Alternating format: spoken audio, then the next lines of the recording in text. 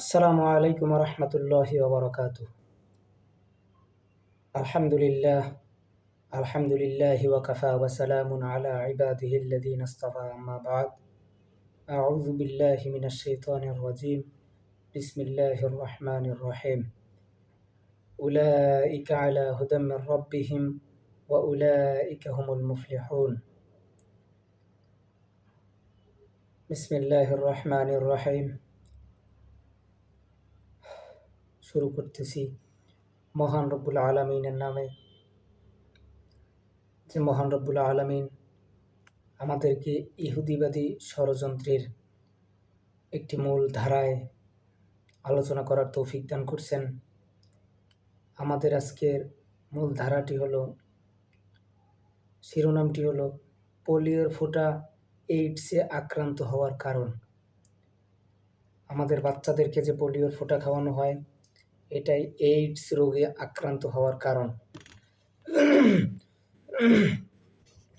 ইনশাআল্লাহ বিভিন্ন দেশ, বিভিন্ন সাল, বিভিন্ন সময় এর যুক্তিতে আমরা এটা পেশ করব। আর দয়া করে সকলে পূর্ণাঙ্গ ভিডিওটি শুনবেন, দেখবেন। আশা করি কিছু না কিছু উপকৃত হবেন। আর আমি যে কথাগুলো বলবো, এ কথাগুলো আমার নিজের মন গড়া কোনো কথা নয়। এ কথাগুলো হচ্ছে একটি জগৎ বিখ্যাত কিতাব, কিতাবুল ফিতানের একটি অংশ, একটি লেখা। সেটাকেই আজকে আমরা তুলে ধরবো ইনশাআল্লাহ, এবং সেটাই আমরা আজকে আপনাদেরকে শোনাবো। শুধু শুনলেই হবে না, এ অনুযায়ী আমাদেরকে আমলও করতে হবে। আল্লাহ রাব্বুল আলামিন আমল করার তৌফিক দান করুক। তো আমি সরাসরি ধারাবাহিক কোনো আলোচক আমি নই, বা টেলিভিশনের কোনো সংবাদ প্রচারকও আমি নই। জানিও না কিভাবে সংবাদ প্রচার করতে হয়। ভাঙা ভাঙা বাংলা পড়া মাধ্যমে আমি আজকে এই পোলিওর ফোঁটার মূল কারণ, কেন মুসলমানদেরকে পোলিওর ফোঁটা খাওয়ানো হয়, এর মূল কারণ তুলে ধরবো ইনশাআল্লাহ। বিশ্বাস অবিশ্বাসের ব্যবস্থা আপনাদের, কারণ আল্লাহ রাব্বুল আলামিন নিজেই বলেছেন, মাই ইয়াহদিহিল্লাহু ফাহুয়াল মুহতাদ। যাকে আমি হেদায়েত দিব সে নিজেই হেদায়েত প্রাপ্ত হবে, আর যাকে আমি হেদায়েত দিব না তার জন্য কোনো পথ প্রদর্শকের ব্যবস্থা রাখবো না। তো কেউই কাউকে হেদায়েত করতে পারবে না, কাউকে বুঝাতে পারবে না, যদি আল্লাহ রাব্বুল আলামিন নিজেই হেদায়েত না দেয়, বুঝার তৌফিক না দেয়। তা শুরু করছি আমরা। ভিডিও বেশি লম্বা করব না, শুধু একটি শিরোনামের উপরেই আলোচনা করে শেষ করব ইনশাআল্লাহ। যদি রেগুলারলি চ্যানেলটি দেখতে থাকেন, তাহলে এরকমের হাজারো বিষয় জানতে পারবেন, যেগুলো আমাদের বা আপনাদের কারোরই জানা ছিল না। এ বিষয়ে আমরা আলোচনা করে যাচ্ছি চলে ইনশাআল্লাহ। দেখে দেখেই বলবো, কোনো বানোয়াট কোনো কথা আমি এখানে বলবো না ইনশাআল্লাহ।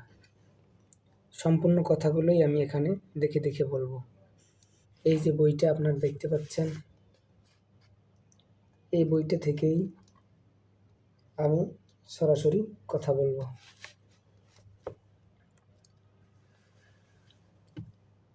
পোলিওর ফোঁটা এইডসে আক্রান্ত হওয়ার কারণ, অথচ এতদিন আমাদেরকে জানিয়েছেন মিডিয়া সমকামিতার কারণে,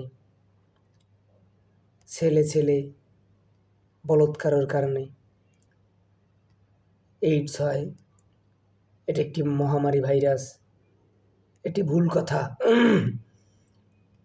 এটি আমাদেরকে ছোটবেলায় খাইয়ে দেয়া হয়েছে, আমাদের দিমাগ নষ্ট করে দেয়া হয়েছে, আমাদের মেধা নষ্ট করে দেয়া হয়েছে।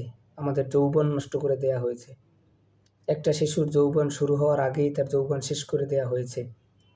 একটা শিশুর মেধা শুরু হওয়ার আগেই তার মেধা নষ্ট করে দেয়া হয়েছে এই পোলিওর ফোঁটার মাধ্যমে।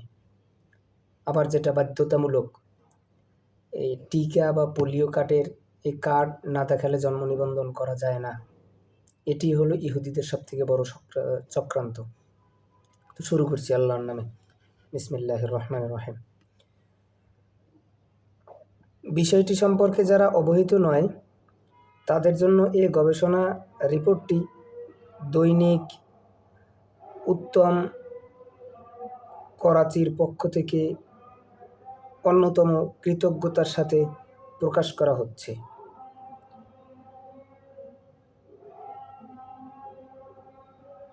ইন্না লিল্লাহি ওয়া ইন্না ইলাইহি রাজিউন।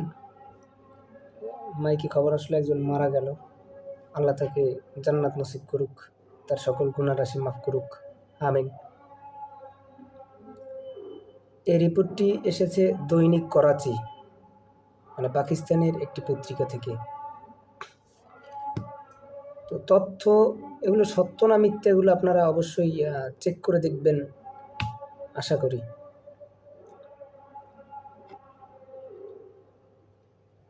রিপোর্টটি বৈজ্ঞানিক গবেষণা ও সুদক্ষ বৈজ্ঞানিকদের মতামত অবলম্বনে তৈরি করা হয়েছে, তাই এর বিপরীতে কোনো অজানা জ্ঞানী ব্যক্তির ফতুয়া বা কোনো রাজনৈতিক নেতা কর্তৃক দেয়ালে সাঁটানো পোস্টার গ্রহণযোগ্য নয়। রোগাক্রান্ত এ আন্তর্জাতিক সমস্যার শুধু আফ্রিকার দরিদ্র পীড়িত মূর্খ জনগোষ্ঠী কিংবা পাকিস্তানের ইসলামপন্থী মানুষের শিকার হয়নি, বরং বিশ্বজুড়ে বড় বড় জ্ঞানী ব্যক্তিবর্গ, সুদক্ষ বিশেষজ্ঞ ডাক্তার এবং বিশ্ব জনগোষ্ঠী রক্ষা বিভাগের দায়িত্বশীলগণ প্রথম দিন থেকেই পোলিওকে মানবতার বিরুদ্ধে সুগভীর ষড়যন্ত্র বলে আখ্যায়িত করে আসছেন। অথচ এ সকল সুপ্রসিদ্ধ ব্যক্তিদের মতামত উপেক্ষা করে মিডিয়া যথারীতি জনগণের সামনে হর হামেশা এর প্রচার করে যাচ্ছে, মানে পোলিওর প্রচার করে যাচ্ছে, পোলিওর উপকারিতা। অথচ পোলিওর উপকারিতা বলতে শব্দটাই নেই, সম্পূর্ণটাই ক্ষতিকারক। সামনে যদি আমরা আরও পড়ি তাহলে আমরা আরও জানতে পারব। আশা করি সকলে শুনবেন। আফ্রিকার কয়েকটি বড় জনগোষ্ঠীকে এর কবলে পড়ে ধ্বংস হতে দেখেছে। রুচিশীল গবেষকদের দাবি, আফ্রিকায় ওই সকল জনগোষ্ঠী 50%, অন্যান্য গবেষকদের মতে প্রায় 70%ই ধ্বংস হয়ে গিয়েছে। জায়ার, উগান্ডা এবং দক্ষিণ সুদানের জনগোষ্ঠী এ পরিস্থিতির সম্মুখীন হয়েছে। এখন প্রশ্ন হচ্ছে, এ পরিস্থিতি কি শুধুই ঘটনাক্রমে ঘটেছে? এটি হলো প্রশ্ন। এই যে পরিস্থিতি যে প্রায় 70% লোক ধ্বংস হয়েছে, জায়ার, উগান্ডা এবং দক্ষিণ সুদানের জনগোষ্ঠী এই পরিস্থিতির সম্মুখীন হয়েছে, এটি কি শুধুই ঘটনাক্রমে ঘটেছে নাকি পরিকল্পনামূলক? আমরা এখন এটার সালভিত্তিক ব্যাখ্যায় যাব ইনশাআল্লাহ। শুরু করছি। 1967 সালে আফ্রিকার একটি জনগোষ্ঠী সবুজ বানর লালন পালনের দায়িত্বে নিয়োজিত ছিল। সবুজ বানর, খেয়াল করবেন, 1967 সালে আফ্রিকার একটি জনগোষ্ঠী সবুজ বানর লালন পালনের দায়িত্বে নিয়োজিত ছিল। এর ঠিক 2 বছর পর অর্থাৎ 1969 সালে রহস্যময় হাইমোরজেক রোগে আক্রান্ত হয়ে 10,000 মানুষের প্রাণহানি ঘটে। এটি যদিও সরকারি রিপোর্ট, আরও বেশি হতে পারে। এ সবই কি ঘটনাক্রমে ঘটেছে? অতঃপর 1976 সালে হাইমোরজেক ফিউরেরই আরেকটি ভাইরাস দক্ষিণ সুদান পরে জায়ারে মানুষের লাশের স্তূপ তৈরি করে। এর কিছুকাল পূর্বে ক্যান্সার বিশেষজ্ঞ ডাক্তার গোটলিব স্বীয় অপরাধ স্বীকার করতে গিয়ে বলেন, তিনি নিজে তার অপরাধ স্বীকার করেছেন। ক্যান্সার বিশেষজ্ঞ গবেষক, তিনি নিজে তার দোষ স্বীকার করতে গিয়ে বলেন, তার নাম হলো গোটলিব। এই বিশেষজ্ঞ ডাক্তারের নাম হলো গোটলিব। তিনি নিজের অপরাধ স্বীকার করতে গিয়ে বলেন, 1960 সালের মাঝামাঝিতে সে জায়ারের কঙ্গো সাপুরের পানিতে বিপুল পরিমাণে ভাইরাস মিশিয়েছিল। সে নিজে ভাইরাস মিশিয়েছিল পানিতে। তার স্বীকারোক্তি অনুযায়ী কঙ্গো সাগরের পানি ব্যবহারকারী মানুষদের ভাইরাসে আক্রান্ত করার জন্য সে এমনটি করেছিলেন। পরে শাস্তি হিসেবে ডাক্তার গোটলিবকে ন্যাশনাল ক্যান্সার ইনস্টিটিউটের সভাপতি বানিয়ে দেয়। এটি ছিল তার শাস্তি। তার মানে এটি একটি চক্রান্ত। শাস্তি হিসেবে তাকে ন্যাশনাল ক্যান্সার ইনস্টিটিউটের সভাপতি বানিয়ে দিয়েছে। এটি ছিল তার শাস্তি। গেল এক নম্বর দলিল। এবার 2 নম্বর। 1989 সালে দক্ষিণ সুদানে 60,000 মানুষ এইডস সদৃশ্য এক ভাইরাসের আক্রান্ত হয়ে মারা যায়। পরে রোগটির নাম দেয়া হয় দি কিলার বা হত্যাকারী ব্যাধি। কালবৈশাখীর ন্যায় গ্রামের পর গ্রাম, বংশের পর বংশ তা নিঃশেষ করে দিয়েছিল। এ ব্যাধির নিদর্শন ঠিক এইডসের মতোই ছিল। এর মাধ্যমে মানুষের ইমিউন সিস্টেম ধ্বংস হয়ে যায় এবং দ্বিতীয় একটি ইনফেকশন দেহে প্রবেশ করে প্রাণ কেড়ে নেয়। মধ্য আফ্রিকা থেকে নিয়ে দক্ষিণ আফ্রিকা পর্যন্ত পুরো এলাকায় খনিজ সম্পদে ভরপুর। এটা আমরা জানি সকলেই। মধ্য আফ্রিকা থেকে শুরু করে দক্ষিণ আফ্রিকা পর্যন্ত পুরো এলাকায় খনিজ সম্পদে ভরপুর। ওই সকল এলাকাতে আশ্চর্য অস্বাভাবিক ব্যাধি ছড়িয়ে পড়া এবং পরে তা সম্পূর্ণ ধ্বংসের কবলে পড়ে যাওয়ার ফলে হাজারো লাখো মানুষের প্রাণহানি ঘটা। এ সবই কি ঘটনাক্রম? শুরুতে এইডসকে অবাধ যৌনচারে লিপ্ত ব্যক্তিদের ব্যাধি বলে নাম দেয়া হয়। এইডস ভাইরাস আসলে কি প্রকৃত ভাইরাস, যা আফ্রিকার সবুজ বানর এক মহিলাকে কামড় দেওয়ার ফলে ছড়িয়েছে? 1983 সালে ডাক্তার স্ক্রেট লস এজেলসে গোস্টার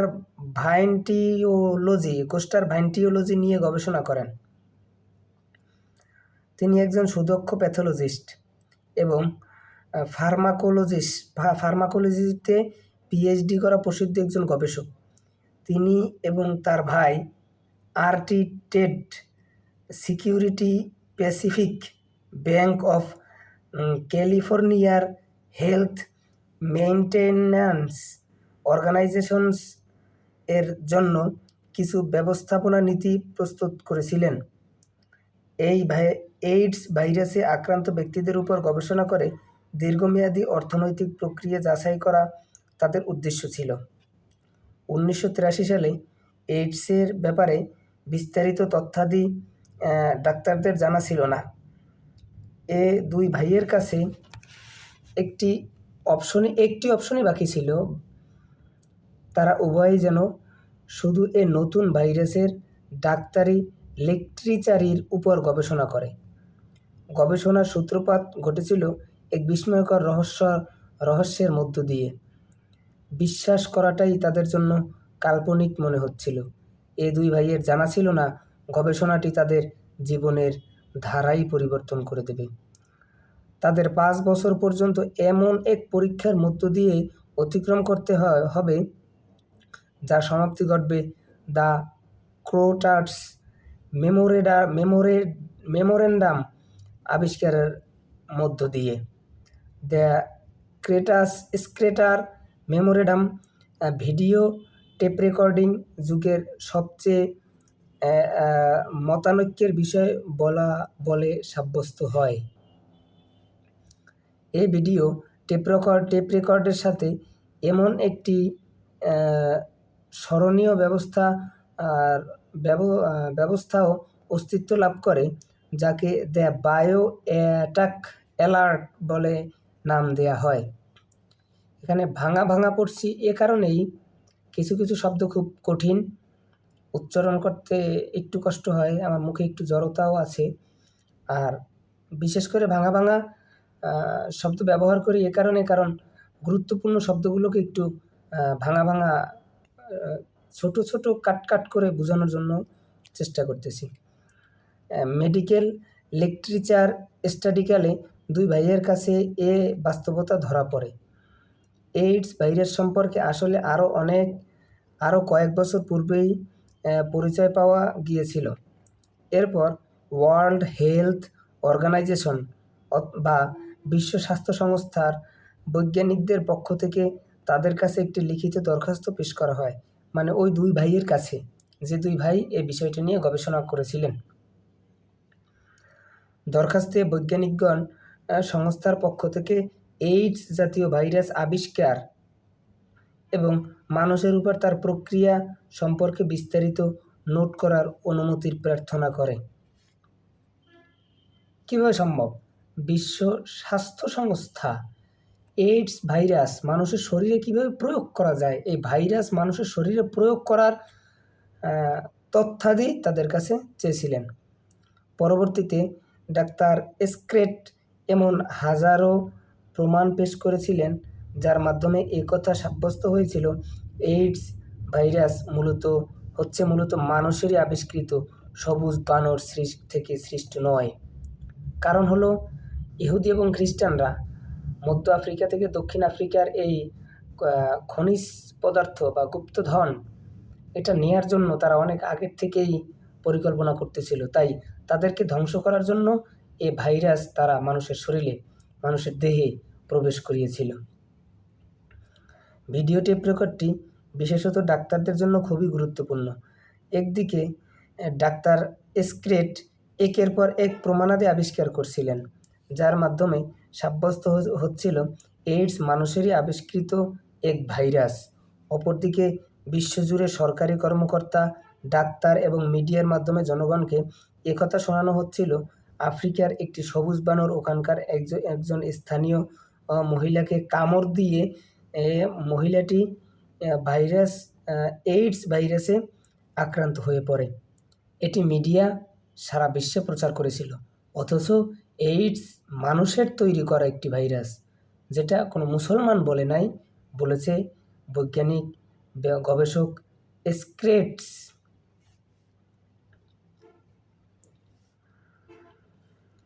পরে মহিলা থেকে আস্তে আস্তে ছড়াতে সারা বিশ্বে ছড়িয়ে পড়ে। ডাক্তার এসক্রেটের গবেষণায় আরও ধরা পড়ে এইডস ভাইরাসটি আবিষ্কারই হয়নি, বরং ভাইরাসটি ব্যবহার পর্যন্ত করা হয়েছিল এবং আবিষ্কারকগণ জানত ভাইরাসটি মানব সন্তানদের জন্য অত্যন্ত বিপজ্জনক। পরবর্তীতে ডাক্তার এসক্রেট আমেরিকার প্রেসিডেন্ট, ভাইস প্রেসিডেন্ট, প্রদেশ ভিত্তিক মার্কিন সকল গভর্নর, সিনেটর, প্রসিদ্ধ ডাক্তার এবং মেডিকেল সংস্থাগুলোর বরাবর এ বিষয়ে বহু চিঠি প্রেরণ করলেও তারা কোনো পাত্তা দেয়নি।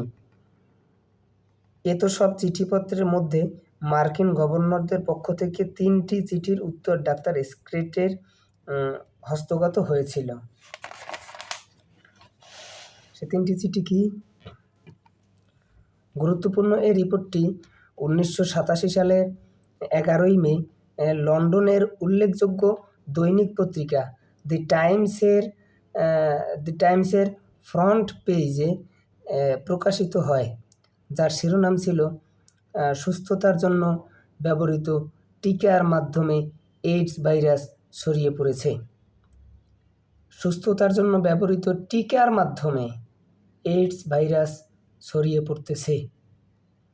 এটি কোনো মুসলমানদের গবেষণার ফলাফল নয়, এবং কোনো মুসলিম পত্রিকার রিপোর্টও নয়। এটি লন্ডনের দৈনিক পত্রিকা দি টাইমসের যেটি প্রকাশ করেছিল 1987 সালের 11 মে। সালগুলো খেয়াল করবেন এবং এর ইতিহাসগুলো জেনে নেবেন। প্রমাণাদি জেনে নেবেন।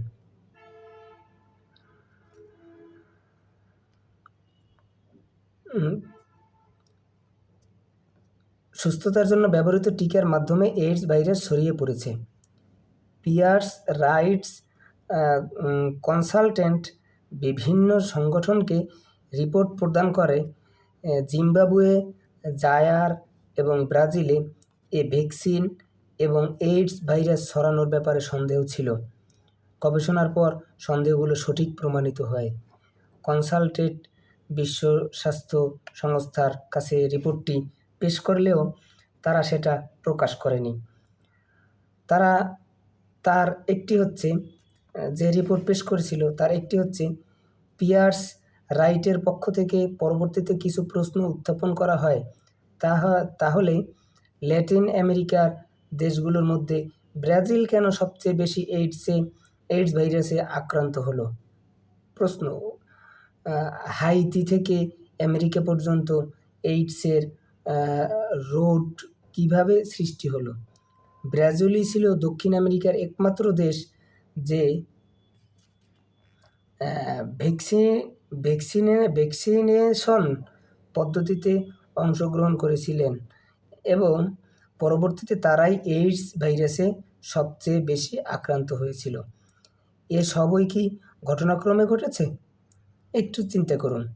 আফ্রিকার জায়ারে 33 মিলিয়ন পোলিওর টিকা বিতরণ করা হয়েছিল। জিম্বাবুয়েতে 19 মিলিয়ন, তানজানিয়াতে 14 মিলিয়ন, হাইতির 1,40,000 বাসিন্দার মধ্যে আফ্রিকায় বসবাসরত ছিল। এদের সবাইকে টিকা খাইয়ে তাদের ঘরবাড়ি লুট করে নেওয়া হয়। রাইটের মতে একই মাসে জেনেভায় এক মিটিংয়ের পর 50 জন বিশেষজ্ঞ গবেষণা করেছিলেন দক্ষিণ আফ্রিকার 75% মানুষ, অর্থাৎ দক্ষিণ আফ্রিকার 1/3 পরবর্তী 5 বছরের মধ্যে এইডস ভাইরাসে আক্রান্ত হয়ে পড়বে। এ সবই কি ঘটনাক্রমে হয়ে গেছে? পরবর্তীতে ল্যাবরেটরিতে গবেষণারত মার্কিন ডাক্তারদের কাছে এ বিষয়ে আরও অনেক তথ্য উন্মোচিত হয়, কিন্তু সবই মার্কিন সরকারের বেতনভুক্ত কর্মচারী হওয়ায় মুখে তালা দিয়ে রাখে। বর্তমান আমাদের দেশেও এরকমের কিছু আছে। 1969 সালে মার্কিন চিকিৎসা বিষয়ক magazine general medical news university of সেডর্ন, ক্যালিফোর্নিয়া ডাক্তার ভেলার ডেলমার মেলজিট এর রিপোর্ট ফ্রন্ট পেজ এ ছাপা হয়। এই রিপোর্ট অনুযায়ী 38 জন মানুষের উপর পরীক্ষা চালানোর পর সাব্যস্ত হয়েছে এ জাতীয় ভ্যাকসিন ক্যান্সার বা টিউমার সৃষ্টির কারণ। এ 38 জন কখনোই ক্যান্সারে আক্রান্ত ছিল না, কিন্তু এ ধরনের ভ্যাকসিন তাদের খাওয়ানো হয় তখনই তাদের শরীরে ক্যান্সারের প্রাথমিক নিদর্শন প্রকাশ পেতে শুরু করে। 1969 সালের জুলাই মাসে মার্কিন সেনা অ্যাডভান্স রিসার্চ প্রজেক্টস এজেন্সি, সংক্ষেপে ARPA, advance research project agency এর ডাইরেক্টর ডাক্তার মেক অর্থার কংগ্রেসের সামনে বিবৃতি প্রদান করেন। এই এজেন্টগুলো AIDS ছিল। এর পূর্ণরূপ কি খুঁজে বের করবেন। আমি ইংলিশ একটু দুর্বল, এজন্য সরাসরি পড়তে পারতেছি না, অথবা পড়লে ভুলও হতে পারে। এজন্য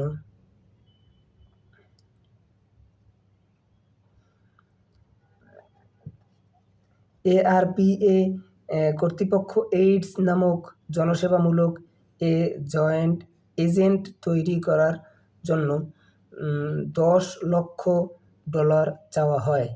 এটি এইডস ভাইরাস জনসম্মুখে আসার প্রায় 10 বছর পূর্বের ঘটনা।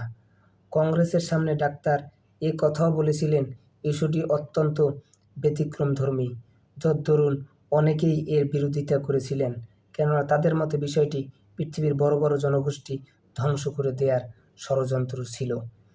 1961 সাল থেকে 1968 সাল পর্যন্ত যখন পেন্টাগনে এ বিষয়গুলো নিয়ে গবেষণা চলছিল, তখন রবার্ট মেকনামারা সেক্রেটারি অফ ডিফেন্সের দায়িত্বে ছিল।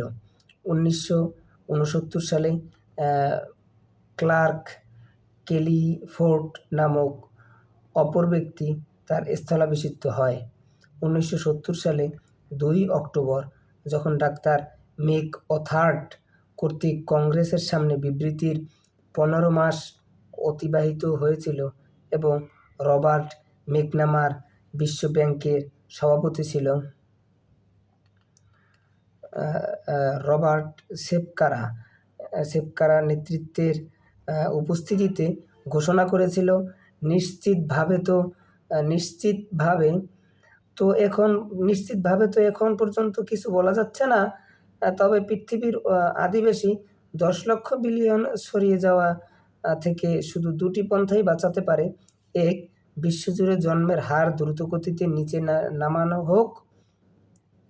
এটার জন্যই স্লোগান দেওয়া হয়েছিল যে 2টি সন্তানের বেশি নয়, 1টি হলে ভালো হয়, কারণ মুসলিম জনসংখ্যা যত বেশি হবে, দাজ্জাল, ইহুদি, খ্রিস্টান তাদের তত বেশি ক্ষতি হবে। 2, 1 নাম্বার গেল। 1 নাম্বার হলো কি, আবার শুনেন, যেন বিশ্বজুড়ে জন্মহার দ্রুতগতিতে নিচে নামানো হোক। 2, মৃত্যুর উপকরণগুলো বিশ্বজুড়ে বেশি করে ছড়িয়ে দেয়া। এছাড়া তৃতীয় আর কোনো রাস্তা নেই। এ 2টি রাস্তা ছিল বিশ্ব থেকে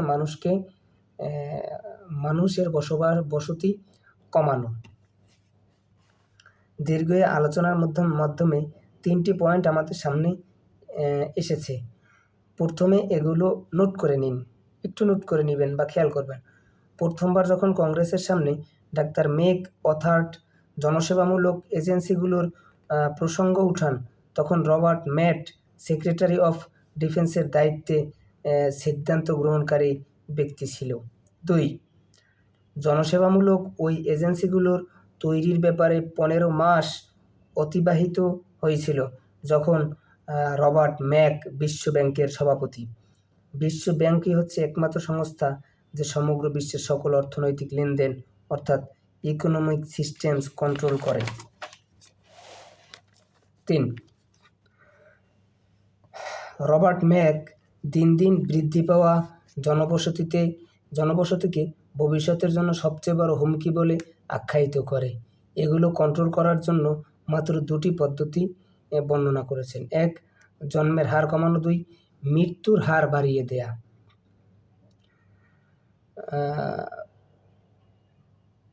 প্রমিস অ্যান্ড পাওয়ার হচ্ছে রবার্ট ম্যাকের সংক্ষিপ্ত জীবন বৃত্তান্ত। ডিবোরা শ্যাপেল এর লেখা একটি গ্রন্থ লিটল ব্রাউন। ডিবেলা শ্যাপেল এর লেখা একটি গ্রন্থ লিটল ব্রাউন বেস্টনে 1993 সালে ছাপানো হয়। গ্রন্থটিতে পৃথিবীর বিভিন্ন অঞ্চলের দিন দিন বৃদ্ধি পাওয়া জনগোষ্ঠী কন্ট্রোলের ব্যাপারে রবার্ট ম্যাকের পলিসিগুলো তুলে ধরা হয়। যেখানেই জনসংখ্যা অধিক হারে বেড়ে যাওয়ার বিষয় উঠেছে, সেখানেই রবার্ট ম্যাক হ্রাস করার অত্যধিক প্রয়োজনীয়তার কথা উল্লেখ করে। গ্রন্থটির কিছু চুম্বক অংশ লক্ষ্য করুন। যেখানেই জনসংখ্যা বৃদ্ধি পাওয়ার একটি আশঙ্কা রয়েছে, সেখানে অত্যাধিক প্রয়োজনীয়তার কথা উল্লেখ করেছেন। মানে প্রয়োজনীয়তা কি? মানে মৃত্যুর হার বাড়ানো। গ্রন্থটির কিছু চুম্বক অংশ মানে কিছু মূল অংশ, সার অংশ একটু লক্ষ্য করুন। 1966 সালে রবার্ট ম্যাক পৃথিবীবাসীকে বলে সতর্ক করে, পৃথিবীর আদিবাসী জিএনপি বা গ্রোস ন্যাশনাল প্রোডাক্ট এর বিপরীতে অত্যন্ত দ্রুততার সাথে বৃদ্ধি পাচ্ছে। তাই বিশ্বব্যাংককে এ বিষয়ে বাস্তবমুখী পদক্ষেপ গ্রহণ করতে হবে। 1969 সালে ইউনিভার্সিটি অফ নটরডেমের গভর্নরদের সামনে ভাষণ প্রদানকালে রবার্ট বলেন, জনসংখ্যার বিস্ফোরণ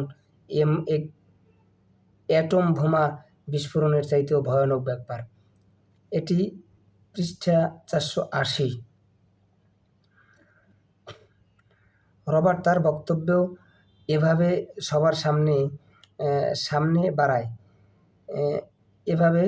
বাড়ায়, যে সকল বাচ্চারা মারা যাচ্ছে তারা জীবিত, অশিক্ষিত ও দুর্বল, প্রকৃতির বাচ্চাদের থেকে বেশি সৌভাগ্যশালী। রবার্ট মেকের বায়োগ্রাফিতে শ্যাপলে আরও বলেন, বিশ্বব্যাংক রবার্ট ম্যাকের এ দর্শনগুলো সম্পূর্ণ নতুন ইস্যু ছিল। বিশ্বব্যাংকের উচ্চস্তরের নেতৃবৃন্দও এ নিয়ে বিস্ময় ছিলেন। নবাগত এ সভাপতি এরকমের মতাদর্শ কোত্থেকে আবিষ্কার করলো? আর হঠাৎ করে এত সব বিশিষ্ট ব্যক্তিবর্গকে সামনে বোমা বিস্ফোরণের সাথে কেন এর তুলনা করলো? এটা তাদের মনে একটি প্রশ্ন ছিল। 1973 সালে রবার্ট ম্যাক বিশ্বব্যাংককে এ বিষয়ের দায়িত্ব প্রদান করে। বিশ্বব্যাংক যেন বিশ্বের বৃদ্ধি পাওয়া জনগোষ্ঠীর বিষয়টি খাদ্যাভাব এবং দরিদ্রতার সাথে সম্পৃক্ত করতে সকল প্রচেষ্টা ব্যয় করে। পৃষ্ঠা নাম্বার 510। ওই যে বই লিখেছিলেন না ডিবোরা শ্যাপেল, তার বইয়ের নাম লিটল ব্রাউন, ওই বইয়ের 510 নম্বর পৃষ্ঠা। 1973 সালে নাইরোবি কেনিয়াতে বিশ্বব্যাংকের বাৎসরিক গভর্নিং বৈঠকে রবার্ট ম্যাক একটি থিসিস বা কোয়ান্টিটিভ গোলস ফর পপুলেশন পেশ করে। অতঃপর রবার্ট ম্যাকের জনগোষ্ঠী কন্ট্রোলের 5 বছর পূর্তি হয়ে গেছে। ঘটনার সাদৃশ্য লক্ষ্য করুন। পরবর্তীতে নাইরোবি এবং কেনিয়া এইডস ভাইরাসের প্রাথমিক গুরুত্বপূর্ণ স্থান হিসাবে স্বীকৃত হয়। কেনিয়া এবং উগান্ডা হচ্ছে ওই সকল পূর্ব আফ্রিকার দেশ যেখানে এইডস মহামারীর রূপ ধারণ করেছে। বর্তমান ওখানকার প্রায় 50% এরও বেশি জনগোষ্ঠী এইডস ভাইরাসে আক্রান্ত। 1974 সালে হাউ মার্ডার্ড আফ্রিকা শিরোনামে কে হত্যা করলো আফ্রিকাকে একটি রিপোর্ট প্রকাশিত হয়। ডক্টর উইলিয়াম ক্যাম্পবেল ডগলারেস এর রিপোর্ট পশ্চিমা বিশ্ব রীতিমতো হইচই ফেলে দেয়। ডক্টর উইলিয়াম ক্যাম্পবেল তার ওই রিপোর্টে লেখেন, HIV অর্থাৎ এইডস ভাইরাস গবেষণার শেষ পর্যায়ে 1974 সালে তৈরি করা হয়। ডগলাস এক্ষেত্রে জেনেটিক্যালি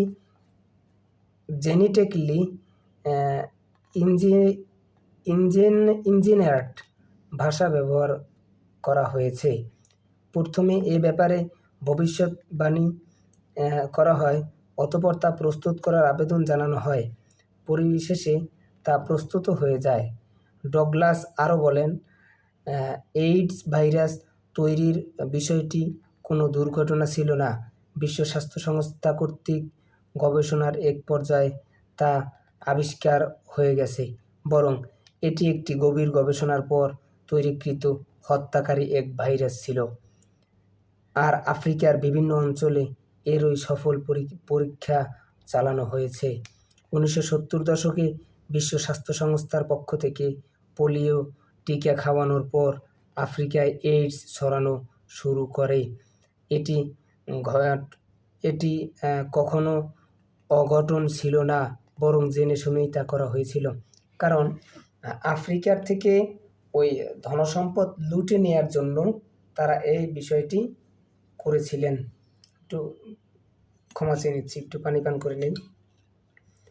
আশা করি অল্পের ভিতরেই শেষ হয়ে যাবে, আর বেশিক্ষণ লাগবে না। বিসমিল্লাহ।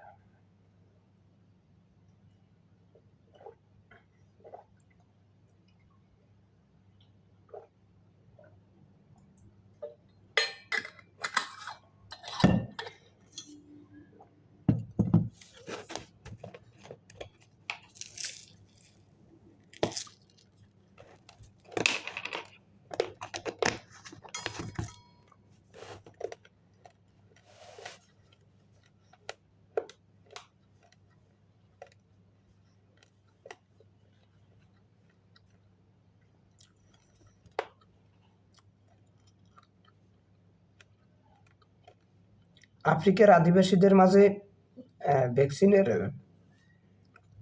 মাধ্যমে কীভাবে এইডস ছড়িয়ে দেওয়া হয়েছিল, বিষয়টি বিস্তারিত প্রমাণাদি সাইকার ফাইলে বিদ্যমান রয়েছে।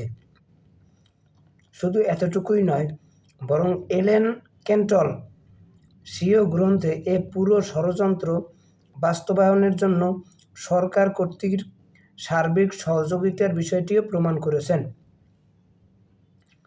ডাক্তার পিটার ডিউসবার্গ হচ্ছেন ইউনিভার্সিটি অফ ক্যালিফোর্নিয়ার ব্রেকেল বায়োকেমিস্ট্রি এবং মলিকিউলার বিওলজিস প্রফেসর, বিশ্বনন্দিত রাইটার এবং ভাইরোলজিস্ট। তারই এক বন্ধু, নোবেল পুরস্কার বিজয়ী ওয়াল্টার গারব্রিট, উভয় বৈজ্ঞানিক মিলে এইডসের প্রকৃত রূপ জনসম্মুখে প্রকাশ করলে তাদের সাথে ঘৃণ্য আচরণ করা হয়। তাদের লাঞ্ছিত, অপদস্থ, অবহেলিত করে গবেষণার জন্য প্রদানকৃত ফান্ড বন্ধ করে দেয়া হয়। রাসূল করিম সাল্লাল্লাহু আলাইহি ওয়াসাল্লাম বলেন, রোগব্যাধি অবশ্যই ছড়িয়ে পড়বে, এমনকি মানুষ একে মহামারী মনে করবে। দ্রুত ছড়ানোর কারণে মানুষ একে মহামারী মনে করবে। হাদিস মুসান্নাফে আব্দুর রাজ্জাক 3 নম্বর খণ্ড 593 নম্বর পৃষ্ঠা বা হাদিস। 1972 সালে বিশ্ব স্বাস্থ্য সংস্থা আফ্রিকার ভ্যাকসিনেশন কার্যক্রম শুরু করে এবং লাখো মানুষের দেহে HIV ভাইরাস ছড়িয়ে দেয়। রোথশিল্ডের আইডিয়াও ছিল এরকম। পোলিওর ফোঁটার ব্যাপারে গভীরভাবে লক্ষ্য করলে দেখা যায়, দাজ্জালি সংস্থাগুলোর পক্ষ থেকে এ খাতে বিলিয়ন বিলিয়ন ডলার খরচ করা হচ্ছে। এটা আবার কেমন সহমর্মিতা! খেতে না চাইলেও পুলিশের আশ্রয় নিয়ে জোর করে হলেও খাওয়ানো হয়। আবারও ডিজিটাল সিস্টেম থেকে ডাটা অর্জন করে প্রতিটি শিশু সম্পর্কে তথ্য রাখা হয়। আল্লাহর দোহাই লাগে, আপনার ছোট্ট শিশুকে পোলিও টিকা থেকে দূরে রাখুন। আপনার প্রিয় নবী মুহাম্মদুর রাসূলুল্লাহ সাল্লাল্লাহু আলাইহি ওয়াসাল্লামের দুশমনরা তার উম্মতকে ধ্বংস করে দিতে চায়। ফ্যাক্টরিগুলোতে তালা ঝুলিয়ে তাদের খাদ্যাভাবে মেরে ফেলতে চায়। আপনি যেই হন, তাদের জন্য আপনি একজন মুসলমান, রাসূল আরবি সাল্লাল্লাহু আলাইহি ওয়াসাল্লামের উম্মতের একজন সদস্য। তাই আপনি আল্লাহর দুশমন। আপনি যদি উম্মতে মুহাম্মাদির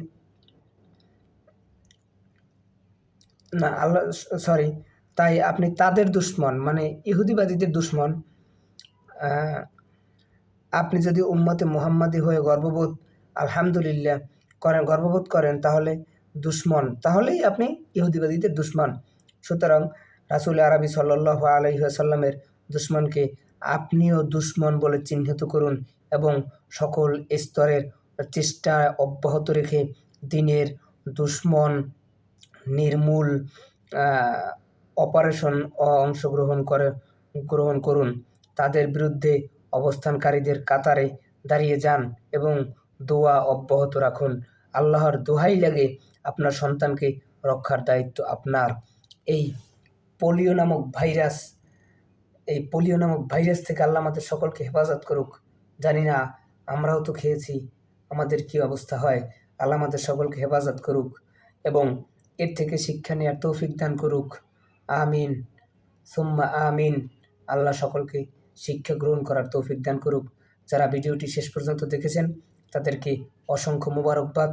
আল্লাহ তাদেরকেও রক্ষা করুক এবং যারা ভিডিওটি শেষ পর্যন্ত দেখেন নাই, টেনে চলে গেছেন, তাদেরকে আল্লাহ হেফাজত করুক। আমিন সুম্মা আমিন। ওয়া আখিরু দাওয়ানা আলহামদুলিল্লাহি রাব্বিল আলামিন। আসসালামু আলাইকুম ওয়া রাহমাতুল্লাহ।